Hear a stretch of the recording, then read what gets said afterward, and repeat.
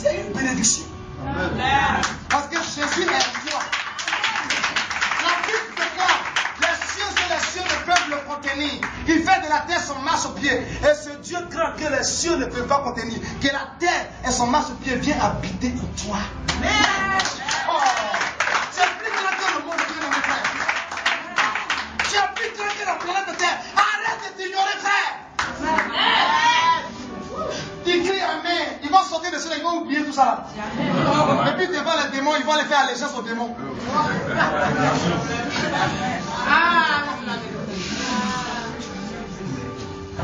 Moi-même, je sais que je parle bien. Et j'aime ma prédication. Parce qu'elle a été inspirée de Dieu. Et c'est lui qui a demandé que je parle. Amen. C'est pas copier, c'est pas copier, coller, couper, coller. Comme certains le font. Ils vont sur Internet télécharger les messages des gens prêchés. Et puis ils viennent comme ça des grands prédicateurs.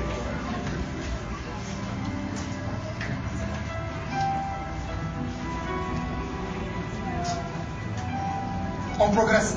Amen.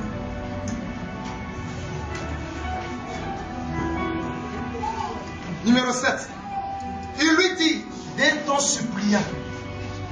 Quand il s'est mis à genoux, maintenant, il s'adresse à Dieu d'un ton suppliant. Oh, que Dieu t'ouvre les yeux à voir des hommes, des femmes, des enfants qui s'adressent à Dieu avec un ton arrogant. Comme si Dieu avait un petit frère. C'est comme on les a couchés, et puis après on a couché Dieu. D'un ton suppliant. C'est la même Bible que tu lis là. C'est la même Bible. Ce n'est pas une autre Bible. C'est la révélation de la parole que je te donne. D'un ton suppliant. Quand Dieu te regarde, étant donné qu'il résiste aux orgueilleux, tu t'adresses à lui pas avec un ton suppliant, mais avec un ton d'arrogance. Ah, ok. Il se tait. Aucun archange chargé de tel ministère n'exécute rien. C'est quand Dieu parle qu'ils exécutent. Il n'y a rien qui a été ordonné par Dieu, ni décrété, et il n'exécute rien. Et ton frère qui s'est adressé à Dieu avec un ton suppliant, qu'est-ce qu'il fait? Les anges sont toujours à l'œuvre de sa vie. Il rend témoignage toujours. Alléluia. On va aller vite, c'est fini. Je vous ai dit, c'est enseignement, ce n'est pas prédication.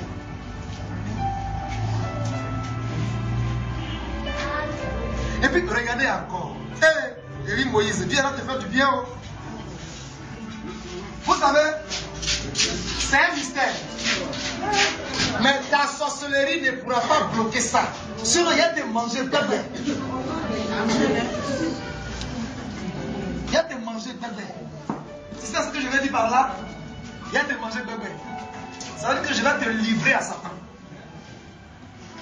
L'apôtre Paul a livré un monsieur à Satan. À l'église de Corinthe. Lorsqu'il a implanté l'église à Corinthe, il était allé encore dans un autre endroit pour implanter l'église. Les nouvelles qui le parviennent sont des nouvelles vraiment attristantes. Des nouvelles d'angoisse. Vous savez ce qui s'est passé? Dit prophète se révèle et puis il parle. Avec tout ça, est-ce qu'on peut dire Élie n'enseigne pas? Est-ce qu'on peut dire il prophétise seulement? Il donne des prophéties seulement. Il a fait 3 mois sans prophétiser même ici. Il a dit à Dieu pardon, il faut garder ça après. Allons dans la parole. Yes. Ou bien c'est quand il aura des veillées de prière à prophétiser. Là, on voit que le nom encore va diminuer parce qu'ils ne sont pas bénis pour parole de Dieu, ils sont bénis pour l'éducation prophétique. Et puis allez-y. Je vous accompagne. Soyez en paix là-bas. Amen. Dis Amen bien. Amen. Toi, je disais quoi? Je disais quoi tout à l'heure? Avant que j'ouvre la parenthèse, je disais quoi? Pendant 3 mois, on ne peut pas prophétiser. Avant même que je dise ça.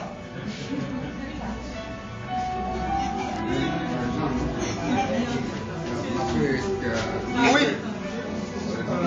Papa Théodore dit que Paul a livré un fidèle de l'église de Corinthe. Sois béni, gros. Amen. Je te maudis à devenir pasteur. Quel que soit ce que tu vas faire, tu vas devenir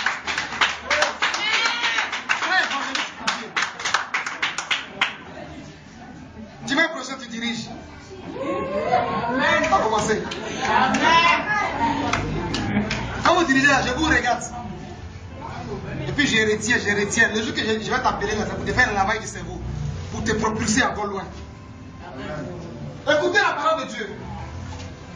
L'église de Corinthe est l'église la plus bénite de toutes les autres églises que l'apôtre Paul a implantées. Dis pourquoi? Parce que le Saint-Esprit ne s'est pas réservé là-bas. Le Saint-Esprit s'est dit voilà moi. Révélation, c'est à Corinthe. Parole de connaissance, c'est à Corinthe.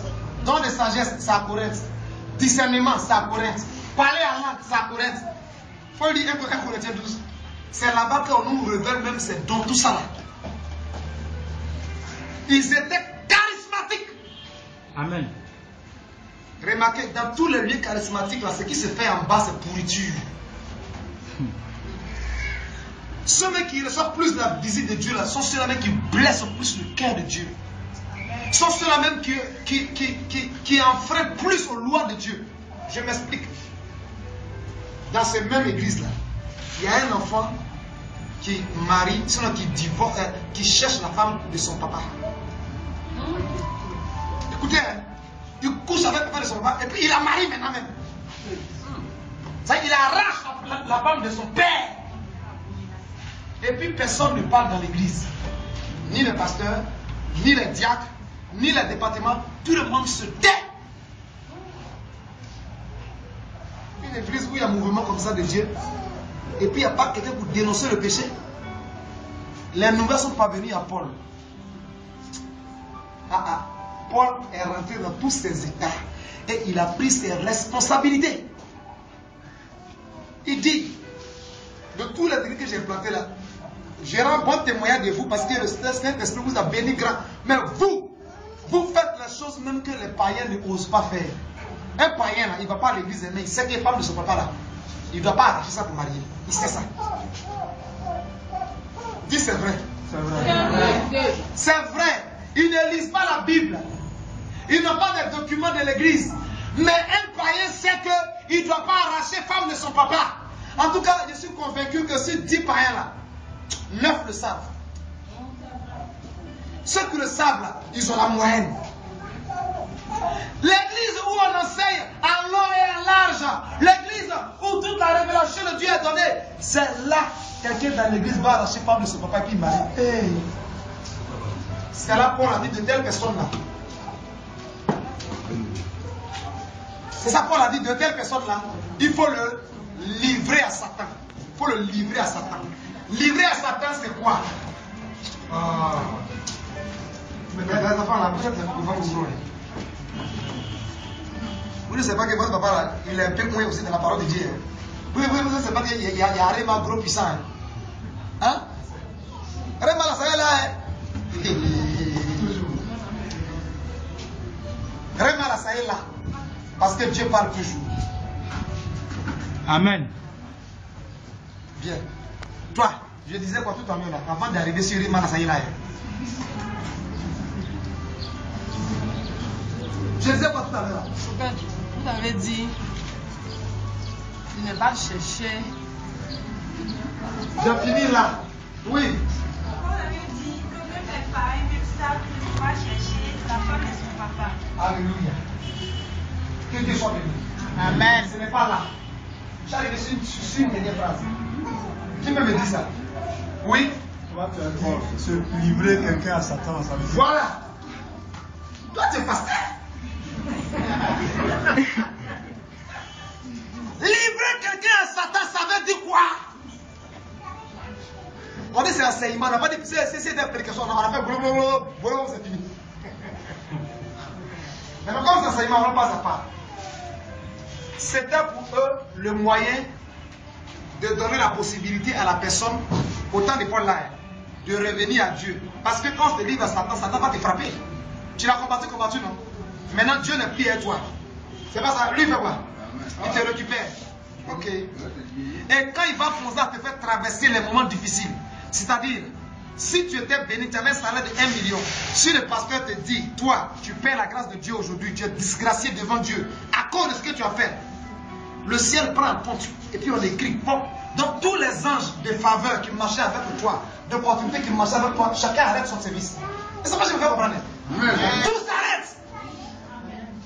Et puis, le patron qui t'appréciait là commence maintenant à te voir comme tous ceux qui avaient de l'amour pour toi, de l'esprit pour toi, tout est en train d'être dégradé jusqu'à ce que tu reviennes, tu perds le travail, on te l'a dit. Ce que tu avais dans le compte, la maladie, tu vas la frapper par-ci, par-là, par-là, tu deviens vide, même un franc, il n'y a pas de nom.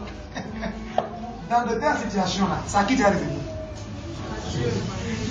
C'est à qui tu as revenu? Donc, dans l'expression livrée à Satan, c'est dans ce pensée-là. Alléluia. Et même dans cette situation, si même tu n'es pas revenu, c'est-à-dire, si tu n'as pas pu avoir la vie sauve, que tu es mort dedans, dans cette mort-là, tu vas revenir à Dieu d'abord avant de mourir. Tu vas te repentir d'abord. Même si après ta repentance, tu n'as plus survécu, mais tu vas à la gloire de Dieu. Donc, Dieu utilise Satan pour nous ramener à lui.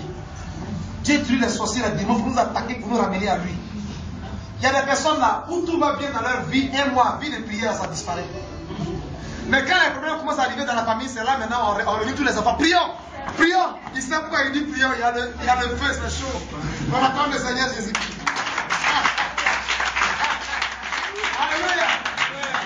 Non mais il faut. On a un seul dimanche dans le mois. Dans la semaine. On a un seul culte. Très souvent, il dit on finit à 11h30. Et puis vous constatez qu'on arrive souvent à midi à 13h. C'est pas ma faute. Il y a beaucoup de choses pour que vous puissiez grandir. Vous déjà êtes des bébés spirituels. Et donc ça prend du temps. Et puis d'ailleurs, aujourd'hui, on a demandé qu'il accueille à 10h. Puisqu'il est midi 00 maintenant. Il me laisse 2 points pour qu'on puisse finir. Il y en a où, mais je vais résumer en 2 points. Dis Amen ou bien. Amen.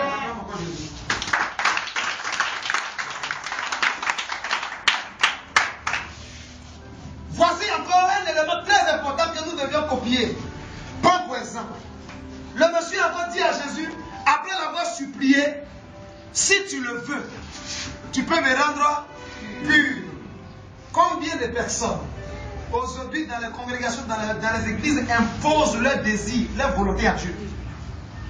Ils ne demandent pas à Dieu si c'est ta volonté. Si tu le veux, ça veut dire que si c'est quoi?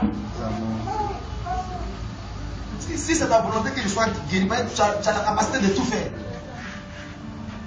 Mais nous imposons les choses à Dieu. Et comme Dieu ne le veut pas, comme ce n'est pas sa volonté, il ne te donne pas aussi. Et comme tu es dans un lieu de prière, que tu imposes ta volonté à Dieu, tu lui exiges ce que toi tu veux pas, ce que lui veut de toi. Et qu'il ne te donne pas, tu changes de lieu de prière. C'est pourquoi tu vas d'église en église. Mais tu n'as pas encore compris ce que Dieu veut que tu comprennes. Tu rentres ton cou raide, tu bouges tes oreilles, tu t'endoucis pour ne pas comprendre. Sinon on te prêche ça tous les jours. On te dit que Dieu dit, vous priez, vous n'êtes pas exaucé parce que vous faites quoi? Vous priez mal. Vous demandez, vous ne recevez pas. Pourquoi? Parce que vous demandez mal. Et puis la phrase du verset dit, vous demandez dans le but de satisfaire vos propres désirs. Vous voyez? Alléluia. Ouais. Peut-être ça que la selle la poche là. Allez-y là-bas. Chargez la selle là-bas. Fais-toi là. Mais décharge pour lui là. Il va filmer. Dans le but de satisfaire vos désirs. Ce n'est pas le désir de Dieu. Il ne fait pas quoi? Il ne répond pas. Il n'exauce pas. Il ne te donne pas. Et tu trouves que l'homme de Dieu là, il prie mal. Il ne prie pas bien. Non. C'est là que tu peux avoir maintenant ses défauts. Tu ne regardes plus le spirituel, tu regardes maintenant physiquement. Ouais, je comprends maintenant pourquoi depuis là il prie et puis il n'y a pas exaucement pour moi là, je comprends. Et tu commences à le blâmer. Regarde, enlève ça là. Mets-le là. Travaille là, mets ça en haut là, fais une chaise pour lui là. Tu veux une chaise pour lui là, il est là, fais ton travail. Ce n'est pas l'homme de Dieu qui est un blâmeur. C'est toi, la pensée de ton cœur. Est-ce que ce que tu veux là, c'est ce que Dieu veut pour toi? Il dit, si tu le veux, rends-moi pur. Si tu le veux, guéris-moi, délivre-moi. Si tu le veux, change mon identité, change mon statut. Si tu le veux. Amen.